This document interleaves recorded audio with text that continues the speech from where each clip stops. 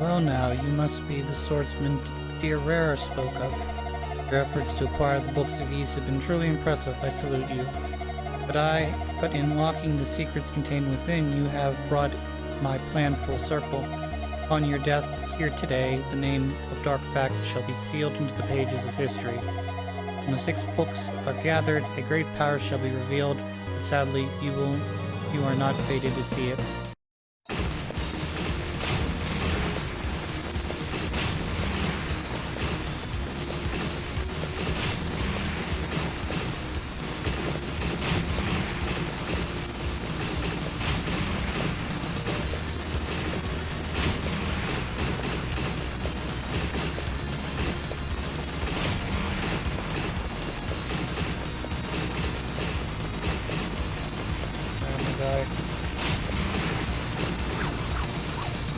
I have but one life to give. Welcome back, everybody.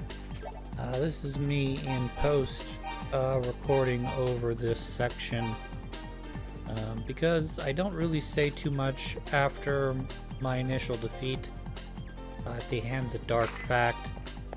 So I'm just gonna sort of do a little bit of voiceovering here.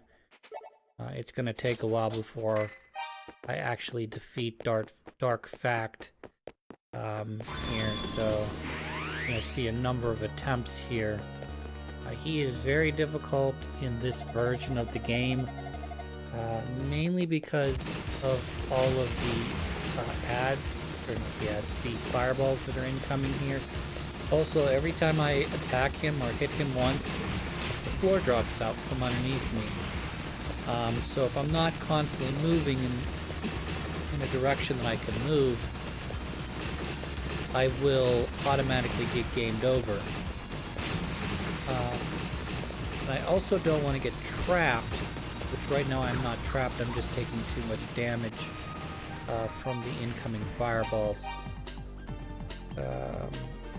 I gotta equip the silver armor here, and eventually remember to save, because if I equip the other armor or the sword, it will not do enough damage to Dark Fact. He can only be dealt damage using the silver weapons, because, as the game said, his armor, I guess, is made of the same materials, so the only thing that can hurt him. Save here. Good job. Pass, Curse. Because, like I said, there's going to be a number of different attempts on this boss. I believe I get pretty close either this attempt or the next one. Also, you'll notice I'm not, even though I'm in his area, I'm not doing any damage. What I eventually discovered was that only the bottom of his cape is where the damage box is.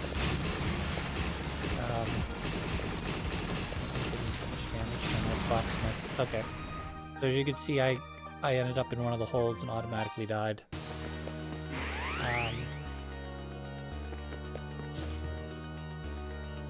So supposedly what Luca Gemma gives you in terms of that hopeful item is supposed to slow Dark Fact down. I don't ever really notice that worked. You're going to see me shuffle around a couple different items here on the item select screen eventually. But I never really noticed much of a difference between, you know, when I had a stronger ring on versus, you know, wearing the attack ring. There may be a difference.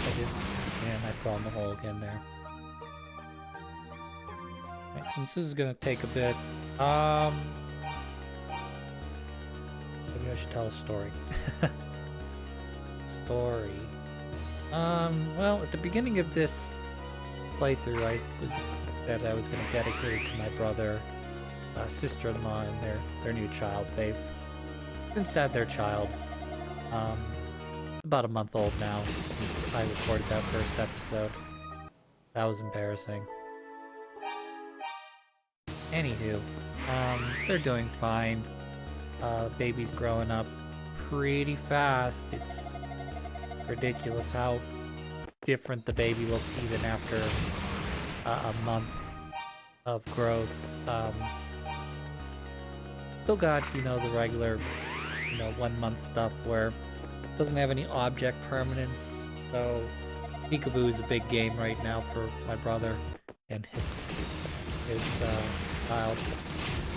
It's funny to watch though, because you sort of forget when you have little kids in the house that a lot of times they don't have the object permanence.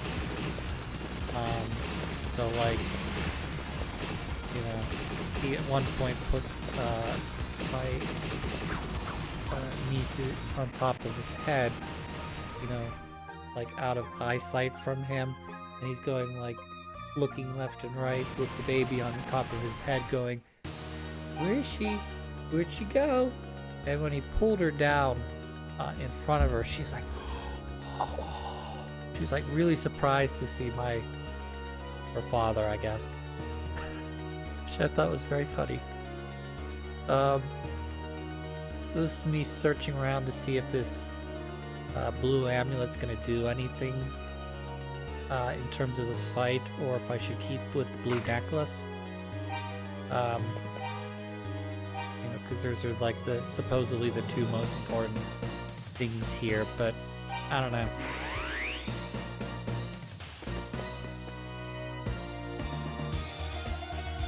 There's going to be a couple more of those instant deaths that you're going to see, and then eventually I'm going to start making some good progress as I figure out that the diagonal is the best way to attack him.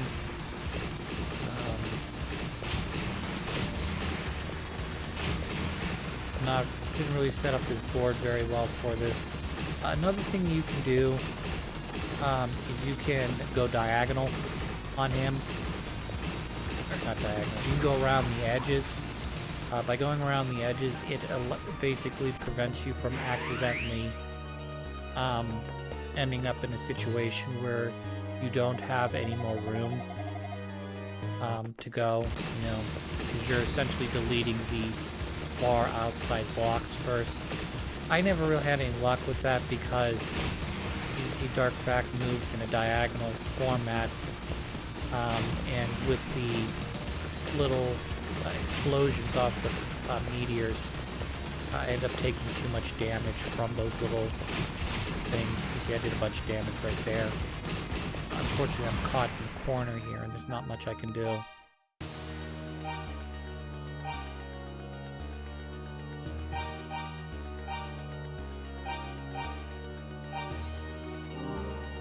For some reason here I pulled up the notebook and I discovered that I didn't bother to talk to everyone. That's why there's some question marks here.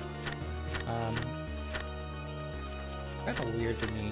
There shouldn't be this many question marks, but I guess I got sort of bored towards the end. Didn't really bother to talk to everyone in the later village.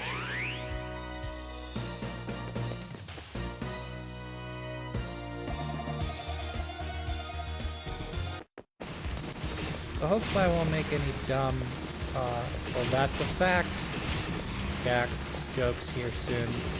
Because his name is Dark Fact.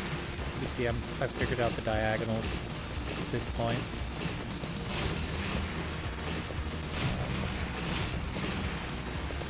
This is actually a pretty good run here.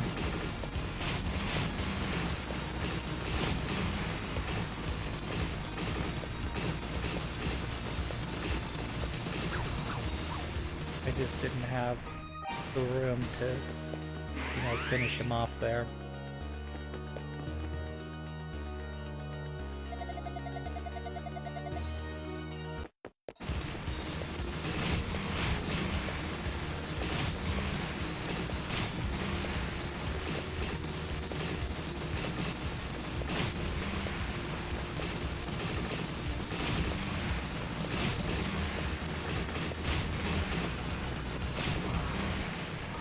Ate it there. That was a pretty good run. I was mainly taking out side blocks instead of taking up the center, creating holes in the center.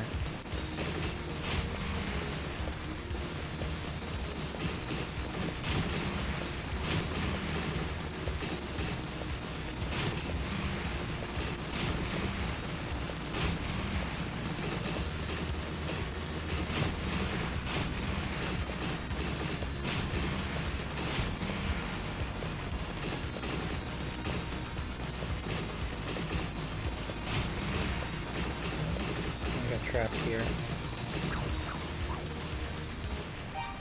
So one of the interesting things, I'm not really sure if it's revealed in East 2, or you're supposed to read deeper into this, but you know, particularly once you defeat this boss and you get the last book of East, but all of up to this point, we've met a number of the descendants of the priests of East. Dark Fact is actually one of those descendants. He actually has the Book of Fact, F-A-C-T. It's sort of interesting. They make reference to this in East Origins as to why that is. That apparently that line of priest is sort of predisposed to magic, and in doing so they are also more in line with I guess I don't even know how to explain it. Like, I wouldn't call it demonology, but they're more likely to try to use their magics to create power, or use it for their benefit rather than the benefit of everyone. And one of the things that in East Origins is you run into one of your main characters is from that line. He sort of is in the story trying to, I wouldn't say fight against this, but you know, it's like, hey, you know, you don't, because you're from this line doesn't mean that you have to be evil, you know.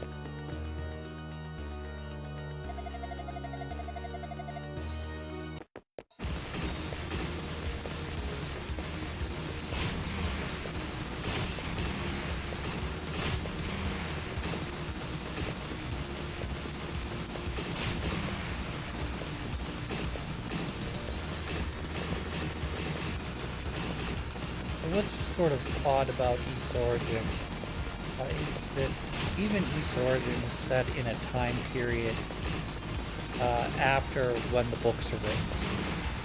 So,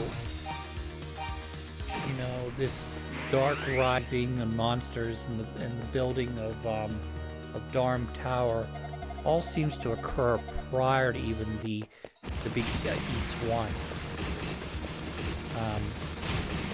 Or at least parts of it do, anyways.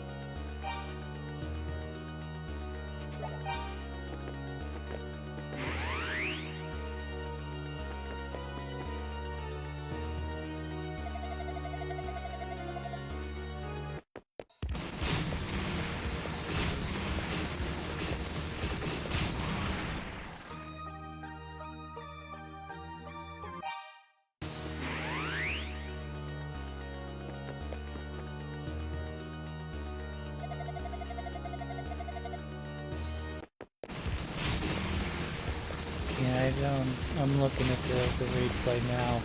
I don't think the attack ring does any more damage than, say, not having the attack ring on.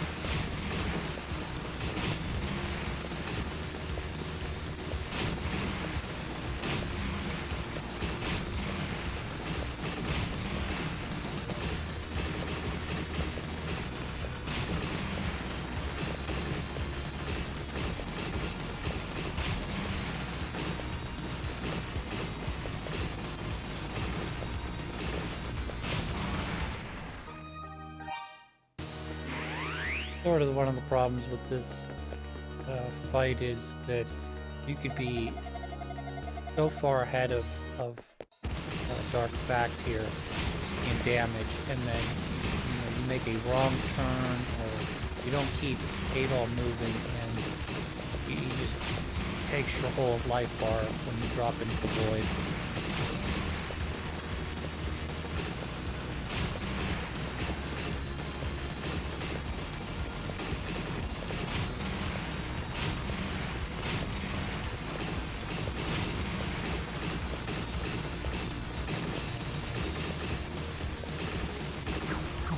Not enough DPS that time.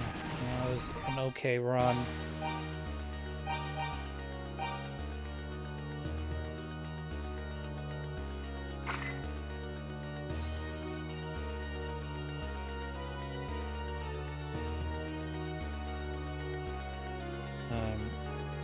Okay, as I haven't made it clear, the at least in this East game, the healing potions cannot be used during the boss battles.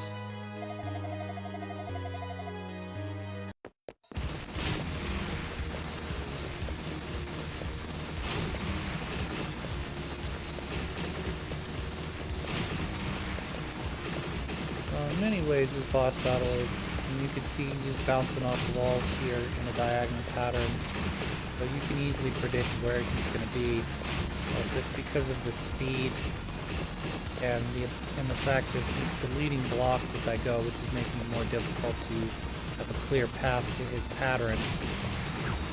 This is a very difficult fight. Another reminder is I'm not on Nightmare mode. Or Lunatic, or whatever the highest difficulty level is on this. This is either a normal or a hard difficulty playthrough. I don't remember which now. Not really sure. I mean, I understand you probably take more damage as Adol, but not really sure if it's all that more significant.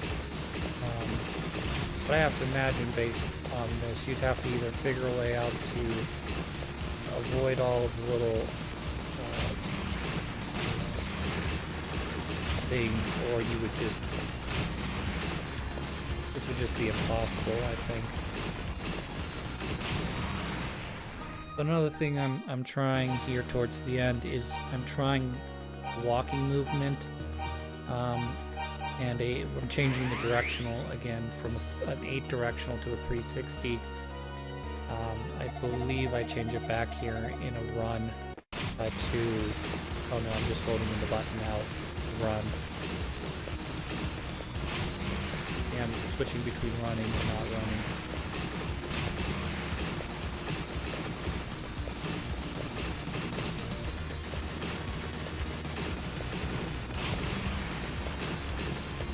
Basically at this point willing to try anything, just get this boss battle over with. I'm not very, as you can probably tell, I'm not very good at shmups. Too much going on to keep track of. Yeah, I changed it back to run. We're gonna try to stick with the we're gonna stick with the 360 throughout the rest of these tries. Not that it really helps me all that much. It just gives me a little bit more defensive options.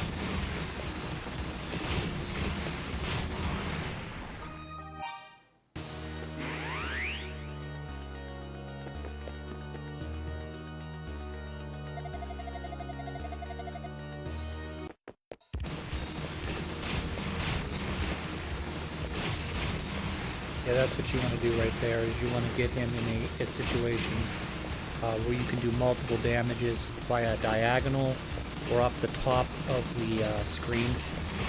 So, you know, you're seeing I've taken I've done multiple hits on the diagonals as well as the top there.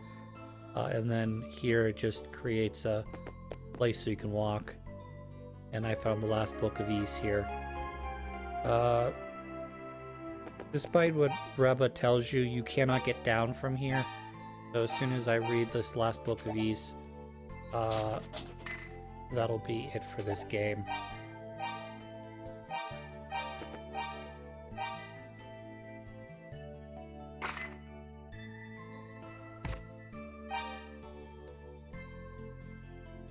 Suddenly, in the new light of the rising sun, his siege stopped.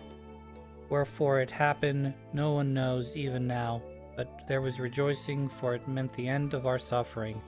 To ensure that he should never return, we have sealed away the power of Ys, lies within the 6 books, and will be given to the one who collects all, so that he may become a guide that leads us to peace.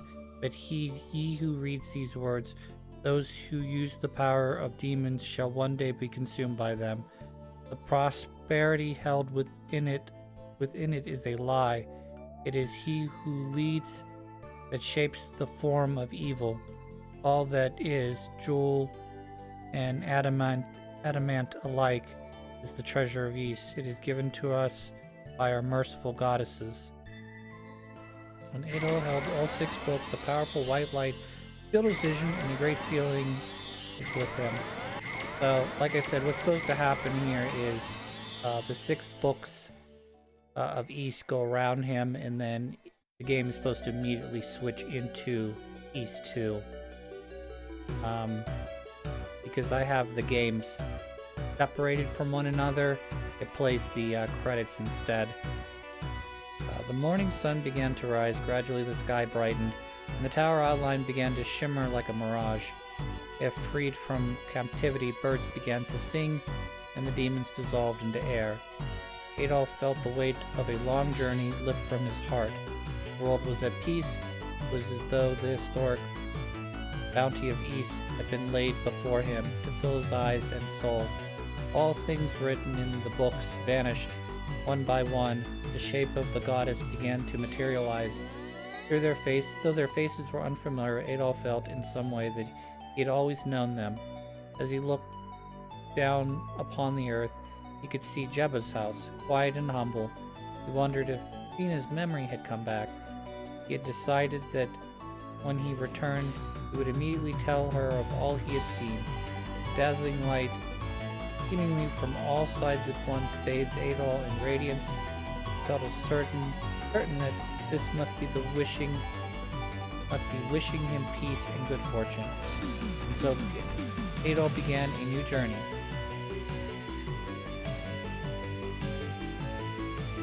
So like I said, the game tries to make Ys 1 self-contained, but what's supposed to happen is once the 6th book is read, Ys 2 begins, and Ys 2 begins on a pretty big cannon fire, so we'll get there as soon as the credits finish rolling here.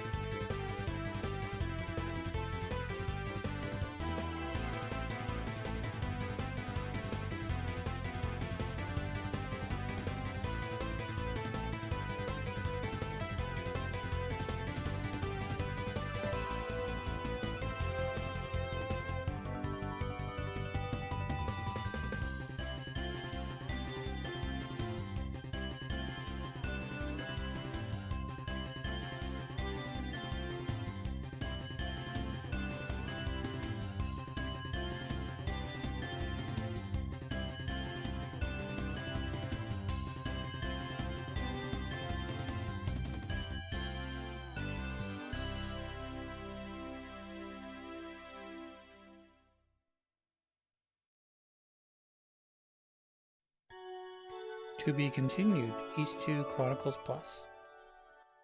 Alright, when we come back, we'll start East 2. I have to load it up in a different screen, but once we, like I said, come back, we'll start in East 2.